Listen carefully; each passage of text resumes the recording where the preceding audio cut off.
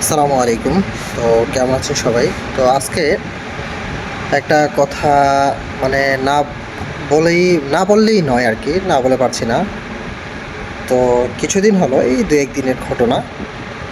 তো ভাবছি আমাদের যে এই কক্সবাজার হচ্ছে আপনার পুলিশ লাইনের সামনে। তো হঠাৎ করে হচ্ছে অনাকাঙ্ক্ষিতভাবে আমার এক কলিগ বা হচ্ছে আমার ভাই, তো সে হঠাৎ করে একটা গাড়ির সাথে ধাক্কা খেয়ে হচ্ছে পড়ে গেছে বাইক অ্যাক্সিডেন্ট করলো। তো নরমালি তার হাত পা ছুলে গিয়েছে ওর। আর হচ্ছে ব্যথা পেয়েছিল কিছু। তো বাইক ধাক্কা খাওয়ার সাথে, সাথে সে তো পড়েই গেল।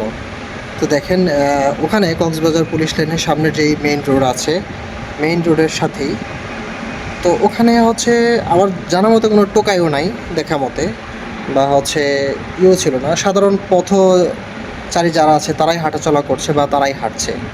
তো এক পর্যায়ে দেখেন মানে কি বলবো, অনেক দুঃখজনক ব্যাপার। সে বেচারা পড়ে গেল। তাকে মানুষ রেস্কিউ কি করবে? মানুষ আমাদের এমন বিবেক হয়ে গেছে, আল্লাহ মানুষকে এমন মানে কি বলবো আর? যাই হোক, মানে এত ইভাবে বলা যাচ্ছে না আরকি। মানে আমি বলতে পারি না আরকি। মানে খারাপভাবে বলতে পারি না আরকি। তো দেখেন মানুষের বিবেক কোথায় গেছে। লোকটা পড়ে যাওয়ার সাথে, সাথেই তাকে রেস্কিউ কি করবে? তার পকেটে হাত দিয়ে তার মানিব্যাগ, তার মোবাইল এগুলো নিয়ে গেল। তো ভাই এটা কোন ধরনের স্বভাব? এই যে একটা লোক ইনজুরি হলো বা পড়ে গেল, তাকে রেস্কিউ করার আগে সেই পড়া অবস্থায় তার পকেটে হাত ঢুকাই দিব, তার মানিব্যাগটা নিয়ে যাব, তার মোবাইলটা নিয়ে যাব। দেখেন এখানে তো কোনো চোরও ছিল না, প্রফেশনাল চোর কিন্তু কেউ ছিল না। তারপর হচ্ছে আপনার কি বলে যে টোকাইও ছিল না, সাধারণ পথচারী ছিল। যেখানে আমাদের সাধারণ এই কক্সবাজার জোনের পথচারীরই, এটা আসলে কক্সবাজার বলে লাভ নাই, প্রত্যেকটা জেলায় এরকম আছে। যাই হোক, সরি। আর সাধারণ জনগণের কথা কি বলবো, ওখানে তো সাধারণ জনগণ ছিল বা সাধারণ জনগণ হাঁটছে। তো একজন পথচারী যারা আছে তার ভিতরে কিভাবে এই জিনিসটা ঢুকে ভাই, আমি এটাই তো বুঝি না। যে একটা লোক পড়ে গেছে তাকে রেস্কিউ করবে কেন ভাই? আপনারা কি ম্যাক্সিমামই এমন? আমার তো মনে হচ্ছে ওখানে কেউ চোর না, আপনারা যে রাস্তা দিয়ে হাঁটতেছেন আপনারা কেউ চোর না বা টোকাইও না।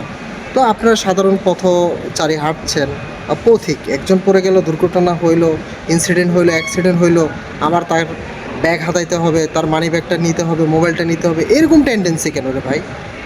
ভাই মানুষ হিসেবে বাঙালি জাতি তো প্রত্যেকটা জায়গায় লজ্জিত। মানে পরিচয় দিতে তো এখন লজ্জা লাগে যে আমরা জাতি হিসাবে বাঙালি। কি বলবো ভাই, আপনারা হচ্ছে সোচ্চার হন, একটু ভালোভাবে চিন্তা করেন। দেখেন কি হয়। কি এমন একটা জিনিস, একটা মোবাইল নিয়ে গেল, তার পকেটে ৫০০ টাকা ১০০০ টাকা ছিল, বা মোবাইলটা নিয়ে যেতে হলো। মোবাইলটা আপনি কত টাকা বিক্রি করতে পারবেন? আর কক্সবাজার জোনে দেখি এই চোরাই এবং মোবাইলের ব্যবসা ভালো মোটামুটি। কারণ এখানে যারা ট্যুরিস্ট আসছে, আমার নিজের রিলেটিভ আসছিল, সুযোগ পাইছে মোবাইলটা মেরে দিছে। তো এখানে ওই যে চোরাই মোবাইলের ব্যবসা ভালো, তো ওই পথচারীরাও চিন্তা করছে না আমি যদি এটা নিয়ে যাই কিছু টাকা বিক্রি করতে পারবো, বিক্রি করে হয়তো বা আমি কিছুটা বেনিফিটেড হব। তাই রে ভাই, এটা তো দিন না ভাই।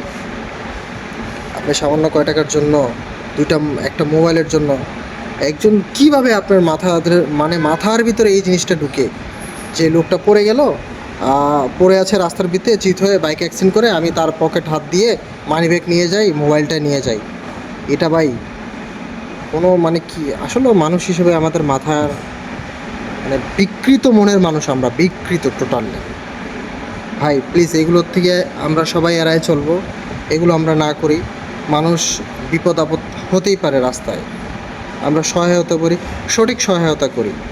আর যারা একটু ভালো আছেন তারা খেয়াল রাখবেন, যারা বাইক থেকে পড়ে যাচ্ছে এই বা এরকম কোনো দুর্ঘটনা হয়েছে দেখবেন ভাই, কেউ জানি, সবাই তো আর ওখানে খারাপ লোক থাকে না। তবে একটা জিনিস খেয়াল রাখবেন যে কোনো দুষ্ট লোক জানি মানে এই সুযোগটা না নিতে পারে কোনো একটা অ্যাক্সিডেন্টে, এটা একটু খেয়াল রাখবেন।